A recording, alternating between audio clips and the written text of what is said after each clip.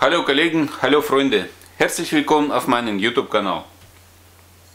Ich möchte euch heute ein USV für Arduino zeigen, für Arduino oder für Raspberry Pi Projekte. Im Prinzip ist das alles sehr einfach und sehr simpel alles aufgebaut.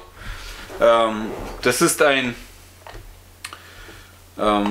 hier haben wir ein Lithium-Akku, Ladegerät sozusagen, ein Lademodul für Lithium-Akkus, eine Relais-Einheit und 5 Volt Stabilisator.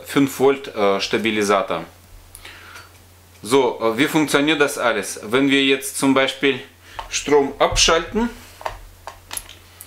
wir sehen, dass der Strom noch da ist, ja, und die Relais ist ausgeschaltet.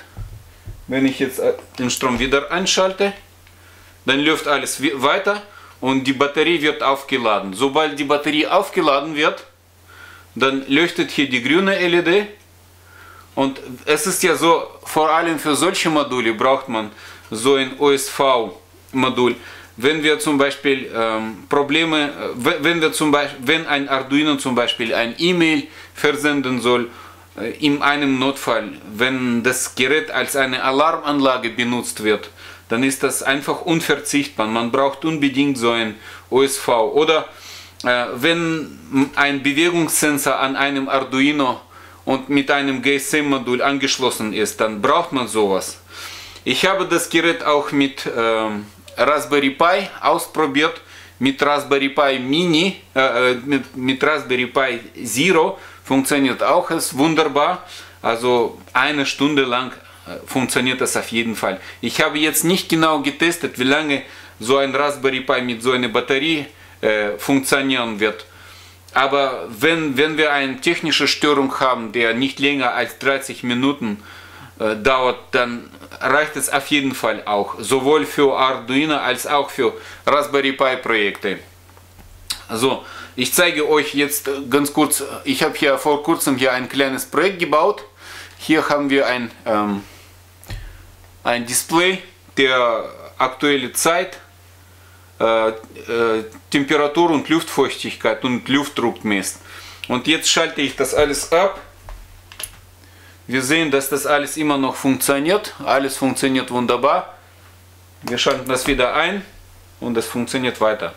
Also jetzt zeige ich euch, wie das alles bei mir aufgebaut ist, wie ich das alles gemacht habe.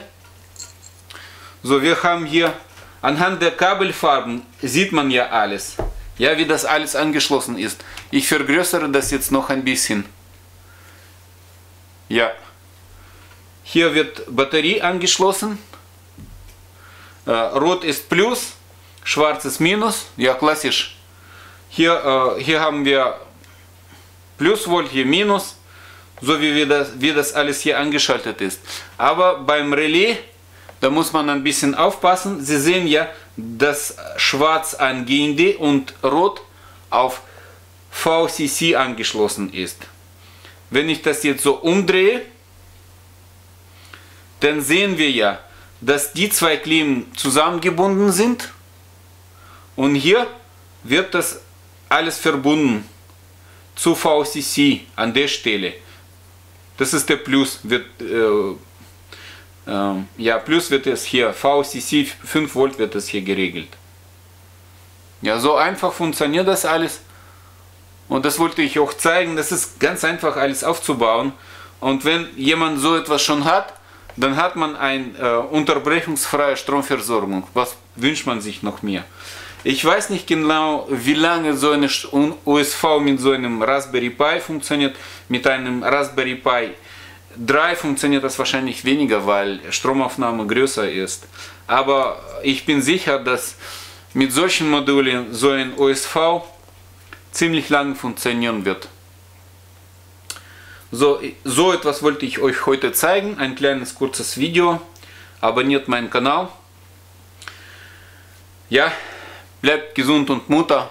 Ciao Leute.